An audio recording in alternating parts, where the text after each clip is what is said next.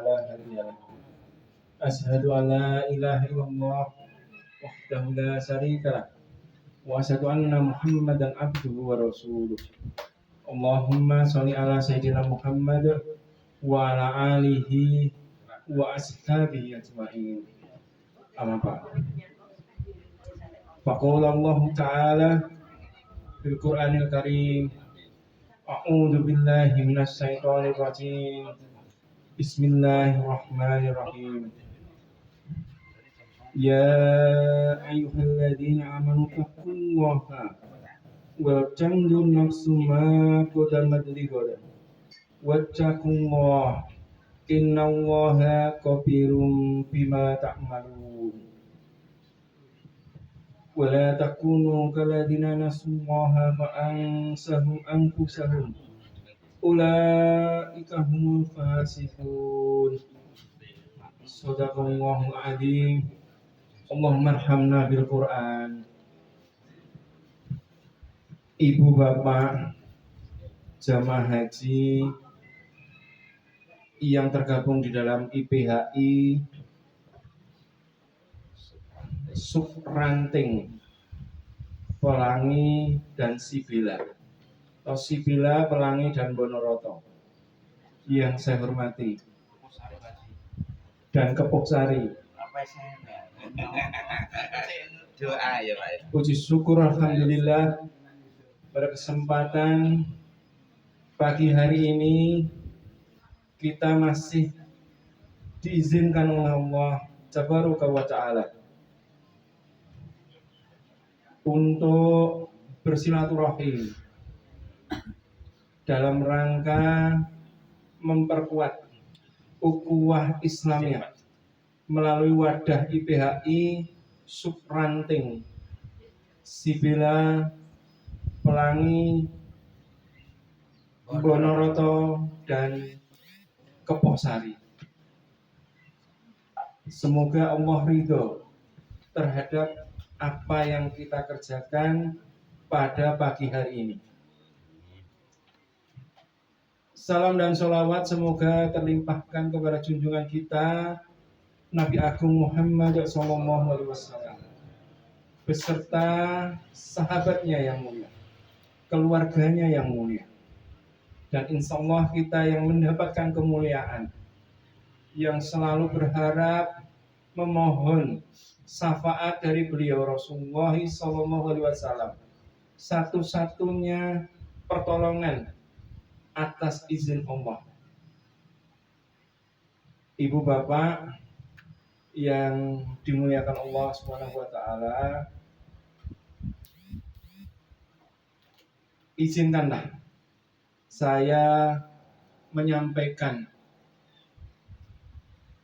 tentang evaluasi Shaum Ramadan 1444 Hijriah menuju Shaum Ramadan 1445 Hijriah dalam perspektif The Power of Muhasabah, manajemen hidup bahagia dunia dan akhirat.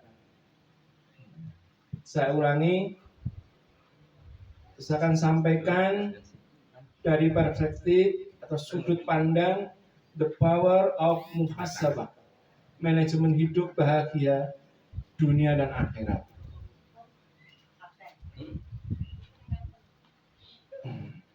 Ibu bapak yang dimuliakan Allah Subhanahu wa Ta'ala, keutamaan dari Ramadan 1444 Hijriah ini jangan sampai hilang begitu saja. Keutamaan ini harus menjadi wasilah. Wasilah itu penghubung antara yang satu dengan yang lain. Penghubung antara Ramadan satu dengan Ramadan yang lain. Penghubung antara manusia sebagai makhluk Allah dengan Allah sebagai pencipta kita. Dan motivasi untuk menjadi lebih baik di masa depan.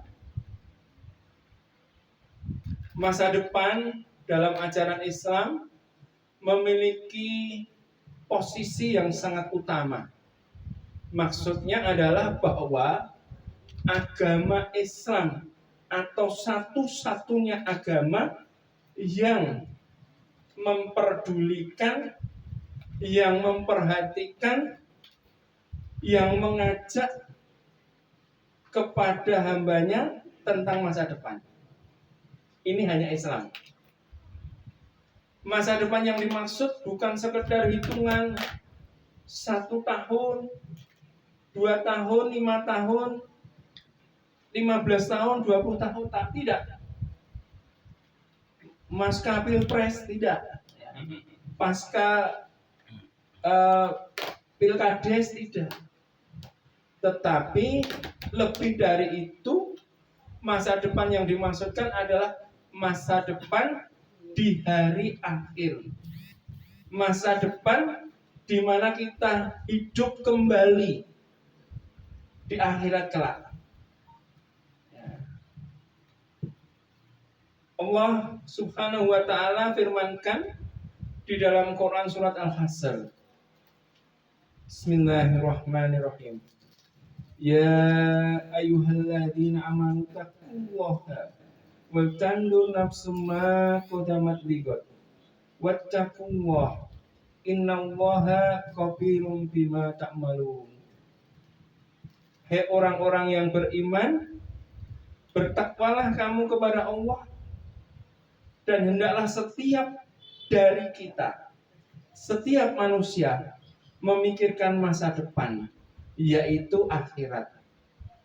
Bertakwalah kepada Allah, sesungguhnya Allah Maha mengetahui apa yang kamu kerjakan.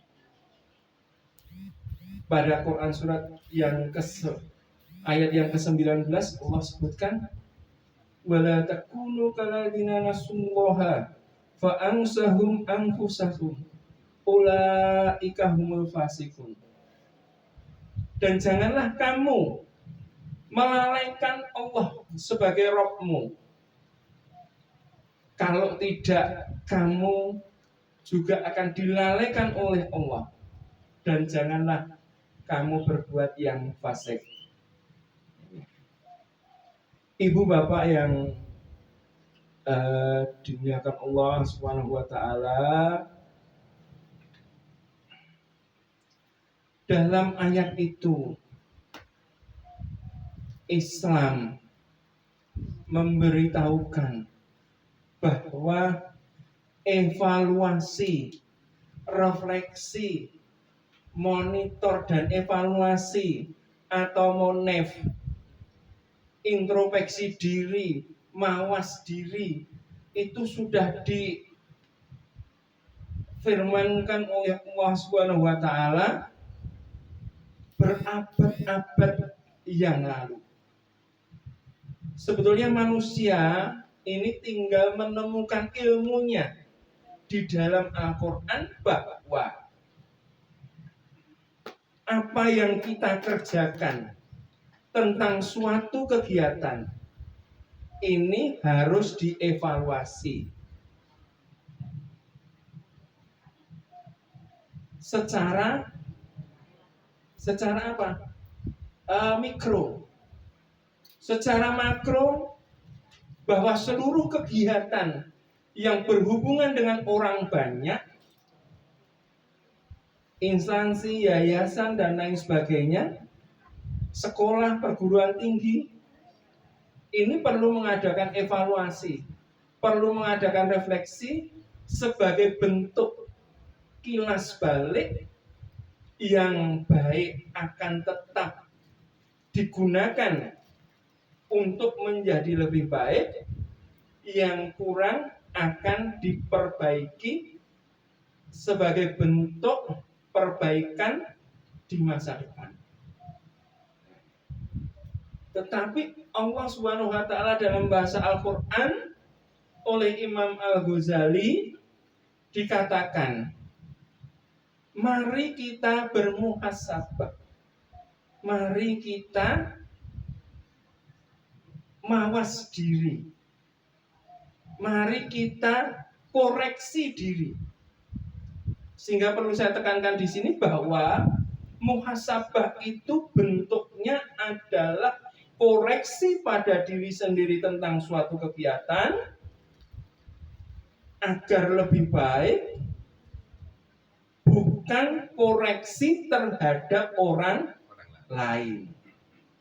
Islam tidak menganjurkan koreksi terhadap orang lain dalam bentuk apapun, oleh siapapun, dimanapun dan kapanpun. Ini tidak diizinkan oleh Allah Subhanahu wa ta'ala. Tidak ada di dalam Al-Quran, tidak ada di dalam hadis tentang menyuruh manusia untuk koreksi orang lain.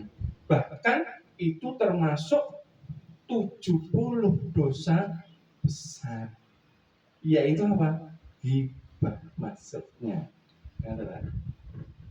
Ibu bapak yang saya hormati,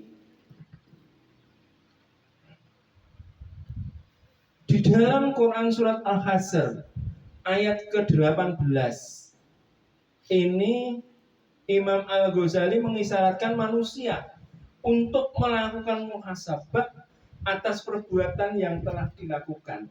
Dalam konteks ini adalah saum Ramadan 1444 Hijriah, setahun yang lalu. Karena apa?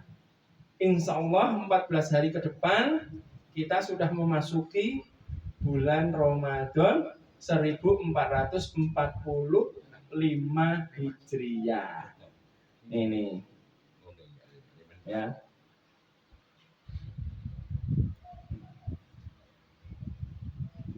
Mengevaluasi atau muhasabah diri perlu dilakukan agar kita tahu apakah amalan yang dilakukan selama ini berdampak positif untuk masa depan akhirat atau malah membawa pengaruh negatif pada masa depan, yaitu akhirat. Mengapa? Masa depan yang ditentukan oleh Allah Subhanahu wa ta'ala itu adalah masa depan di mana kita hidup di akhirat. Maka ada amalan yang namanya taska, tabungan kampung akhirat. Ini yang pundi-pundinya kita tumpuk dari sekarang ini melalui saum Ramadan. Ini. Muhasabah atau introspeksi diri, ibu bapak yang saya hormati, adalah salah satu cara dari evaluasi untuk membersihkan diri dari kesalahan-kesalahan yang mungkin kita perbuat.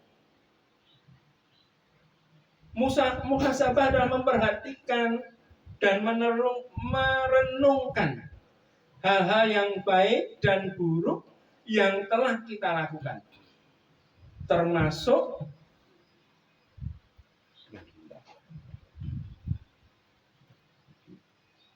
nanti minta doa sakit. enggak doa aman karwan sakit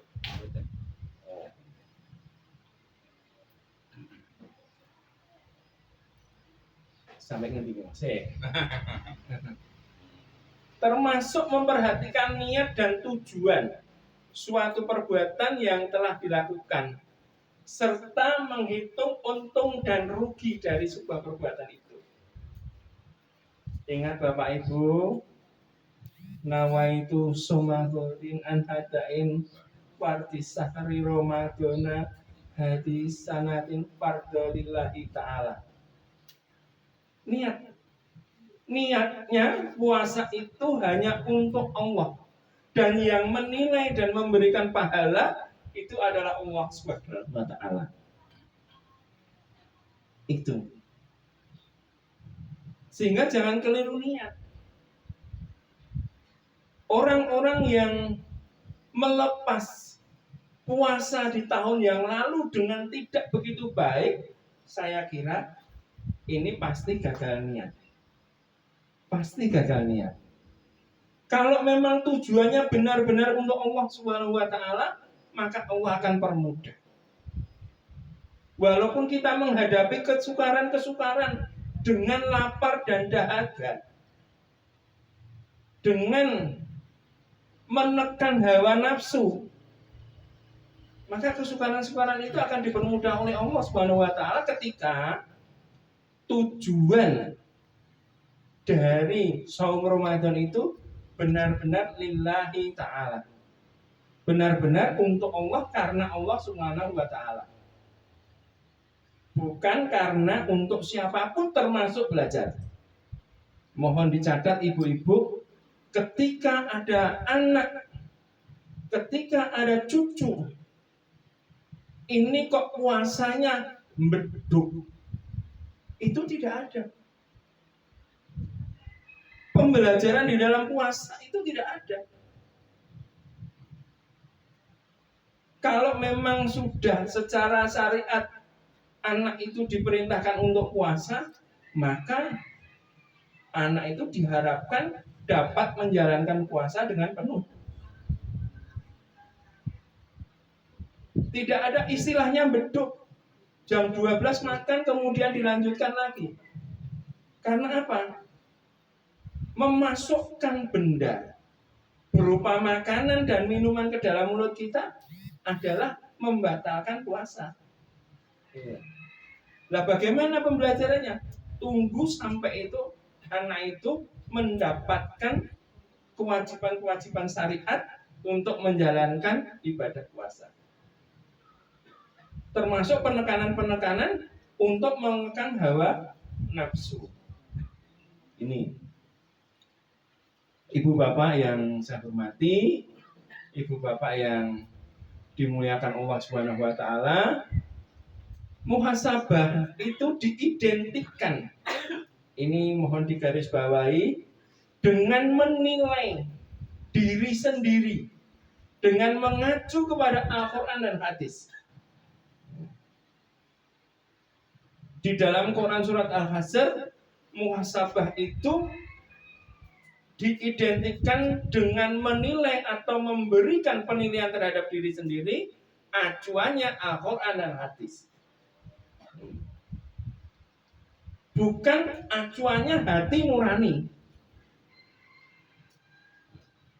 Pak Haji Fulan, Bu Hajah Fulanah itu apik, posone mempeng.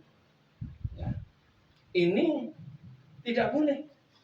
Karena menilai orang lain yang tidak diketahui. Menilai orang lain itu kata Yusuf Abdullah. Masih ingat Pak? Kata Yusuf Abdullah itu boleh menilai orang lain ketika panjenengan sudah melakukan safar. Dengannya 2 hari saja. Apa meneh kanca kaji turune bareng sak maktab. Nah, ini 40 dino sudah pasti. Itu pun tidak diizinkan untuk menilai, Pak. Tidak diizinkan oleh Allah untuk menilai keburukan-keburukan itu. Umroh sangang dino,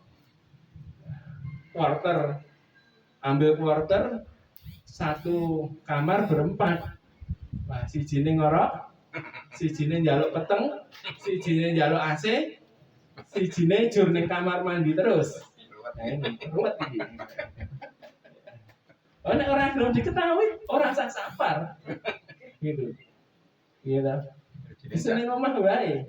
Tapi safar itu kan qadarullah. Gitu. Ya, atas izin Allah, dan kita mengetahui itu hanya sekedar untuk kita, bukan dikonsumsi untuk orang lain atau public speaking itu tidak boleh. Ya, ini tidak diizinkan.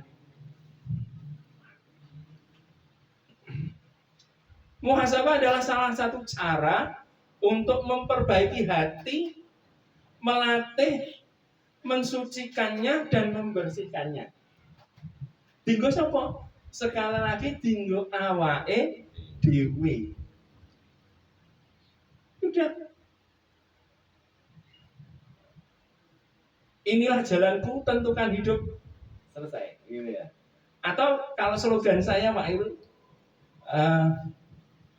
inilah jalanku tentang kebaikan. Setelah itu lupakan atau tinggalkan. Ini Bapak, Ibu yang saya hormati,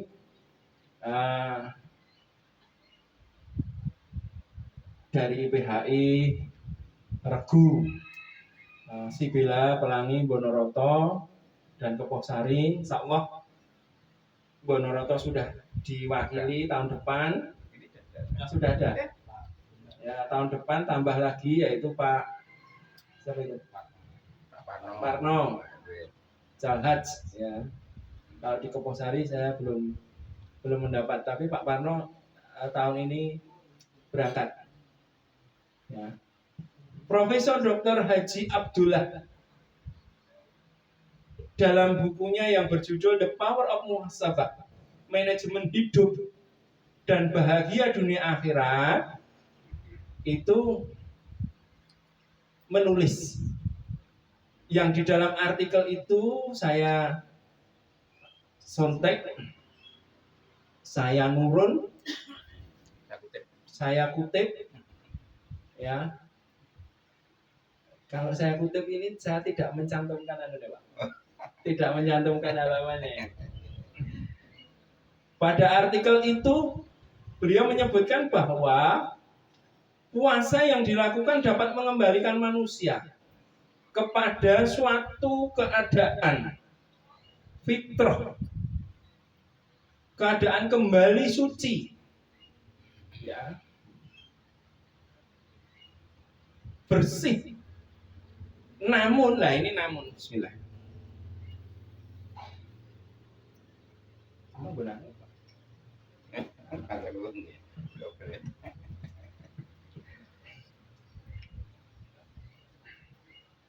Namun, ini ada namunnya Bapak.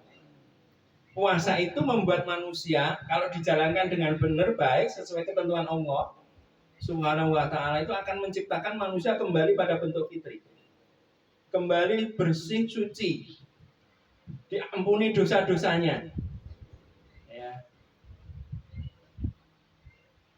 Akan tetapi, namun ini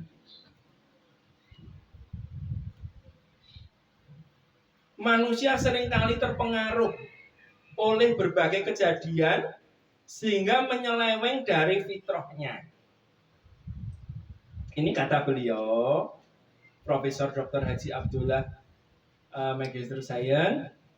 Sekarang nomenklaturnya sudah diganti, ya, menjadi Magister Ekonomi.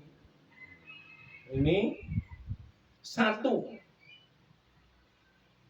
kebodohan manusia dari nilai-nilai kebenaran. Ini Pak. Ya. Ini adalah salah satu faktor yang menodai kebodohan manusia dari nilai-nilai kebenaran. Allah firmankan, wa idza qila lahum aminu bima anzalallahu qalu nu'minu bima unzila alaina wa yakfuruna bima wara'ah wa huwal haqqu musaddiqan lima ma'ahum kul falima taqtuluna Allahi min qablu in kuntum mu'minin. Dan apabila dikatakan kepada mereka, berimanlah kepada Al-Quran yang diturunkan Allah, mereka berkata, kami hanya beriman kepada apa yang diturunkan kepada kami. Dan mereka kafir kepada Al-Quran yang diturunkan sesudahnya. Sedang Al-Quran itu adalah kitab yang hak, yang membenarkan apa yang ada pada mereka. Katakanlah, mengapa kamu dahulu membunuh nabi-nabi Allah, jika benar kamu orang-orang yang beriman. Kebodohan manusia dari nilai-nilai kebenaran itu Pak. Saya yakin Bapak Ibu yang hadir di sini selalu tadarus Al-Quran. Ya. Yakin aku. Selepas tarawih minimal, selepas duha, selepas sholat, yakin membaca Al-Quran dan mentadaburinya. Akan tetapi Al-Quran ini tidak mampu menjadi manusia pembaca itu pinter terhadap kebenaran. Mengapa? Hanya dikerjakan pada waktu-waktu tertentu saja. Yen poso khatam 30 juz. Yen poso. Yen ora poso kembali ketika tidak puasa Al-Quran dilupakan. Al-Quran berdebu. Al-Quran masih dan lain sebagainya. Inilah sehingga manusia tidak bisa mengambil kebenaran-kebenaran yang ada di dalam Al-Quran itu. Membaca Quran surah Al-Ma'un saja. Mengapa harus diulang-ulang? Karena di situ fadilahnya luar biasa. Fadilahnya luar biasa. Ibu bapak yang dihafal hanya Al-Ikhlas saja. Karena 3 kali membaca Al-Ikhlas sama dengan 1 kali khatam. Itu untuk ahli, bukan untuk mufti gitu ya, misalnya gitu ya. Itu untuk ahli. Gitu.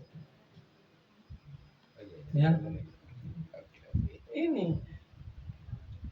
Yang kedua adalah terpengaruh bujuk rayu syaitan. Allah firmankan, Bismillahirrahmanirrahim. Ya ayyuhalladzina amanu kullu fisilmi kafah wala tattabi'u khutuwati syaitan innahu apa Pak? Adu mubin. Ya, innahu adu mubin.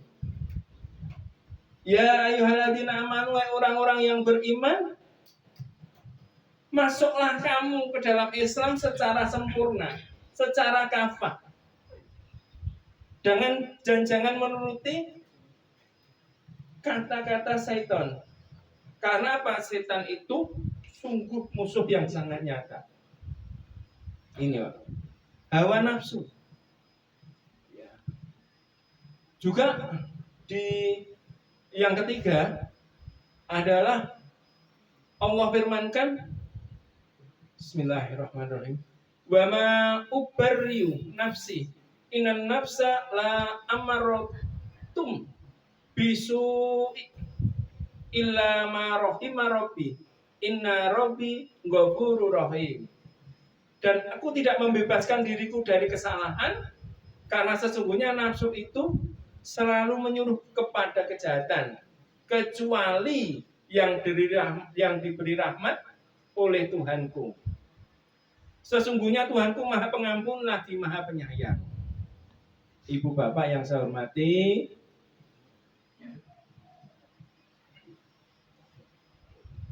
Ramadan juga mendidik keikhlasan dan kesabaran supaya kita terhindar dari bujuk rayu setan. Dan Ramadan juga mendidik kita menahan lapar dan haus serta menghadapi kesukaran. Juga menjaga syahwat. Serta perkara tercela yang juga kemungkaran agar kita bisa mengendalikan dan tidak mengikuti hawa nafsu. Namun Bapak, Ibu yang saya hormati, dari ketiga hal yang disebutkan oleh Profesor Dr. Abdullah Al-Hajj ini seringkali hanya menjadi retorika. pasca Ramadan kebiasaan-kebiasaan buruk sering kembali kita lakukan. Nggih napa mboten nggih? Ketoke nek jamaah haji Sibila Pelangi Bonoroto Sawah Keposari ini tidak. Ya. Sing ya tidak beda jauh. Ini merupakan salah satu bentuk kelemahan dalam manajemen ibadah. Apabila Ramadan dimaknai sebagai bulan pendidikan, maka keberhasilan pendidikan tersebut harus terlihat setelah Ramadan berakhir. Sehingga ini akan terus menjadi tantangan untuk kita semua agar senantiasa berupaya meneruskan aktivitas dan budaya Ramadan di bulan-bulan selanjutnya. Ibu Bapak, pasca Ramadan, setelah kita puasa 30 hari atau 29 hari berturut-turut, maka di lain waktu ada puasa sunnah. Senin Kamis, Ayamul Bid, Daud, ya. Ini kita kerjakan, kita hidupkan sunnah-sunnah itu. Kalau ada sholat taraweh atau sholat malam yang istimewa yang dilakukan setelah sholat isya, di situ ada qiyamul lail di hari-hari selanjutnya. Ya. Ada sholat duha, ada sholat apa yang itu namanya fajar. Ya. Yang sholat sunnah itu lebih baik dikerjakan di rumah. Tetapi nek dikerjakan di masjid ya ora apa-apa. Gitu. Nah, monggo. Mumpung masih ada waktu, Ibu Bapak, mari kita introspeksi. Introspeksi bukan pasca bar poso, bar Idul Fitri. Tetapi introspeksi itu sampai dengan akan datangnya Ramadan. Akan datangnya Ramadan. Ibu Bapak yang saya banggakan, satu hal yang perlu kita garis bawahi juga bahwa kehadiran bulan Ramadan itu telah memberikan kita 3 sifat positif. Siji, semangat dalam beribadah. Itu tenang ini. Nah ini ketoke ora pemikiran Joko Santoso. Ini pemikiran semuanya. Kedua, semangat bersedekah. Terus kita nek poso iki was ora peduli kuwi abang, ora peduli kuwi biru. Sing nganggo pedang disingkirke. Nggih. Sing nganggo pedang disingkirke. Sing duwite cendhek-cendhek kaya monopoli kuwi singkirke. Ganti warna merah, warna biru. Ya. Kita semangat untuk menyediakan iftar luar biasa. Masjid Baitur Rahmah itu jauh-jauh hari kurang 1 bulan sudah membentuk grup WhatsApp pemberi takjil, pemberi iftar. Ya, ini urung enek sing ngirim. Urung waktune ya. Tapi kalau gula insya Allah sudah. Kalau beras insya Allah sudah. Ya, yang ketiga adalah semangat membaca serta mentadaburi Al-Qur'an. Iki ketoke ya, Pak. Ketoke semangat tenan ini. Ya, ketiga sifat ini perlu kita rawat, perlu kita lestarikan dengan penuh syukur kepada Allah Subhanahu wa taala. Ibu Bapak, yang terakhir kali saya berharap semoga Allah Subhanahu wa taala ini memberikan kita umur yang diberkahi. Ya. Karena umur yang diberkahi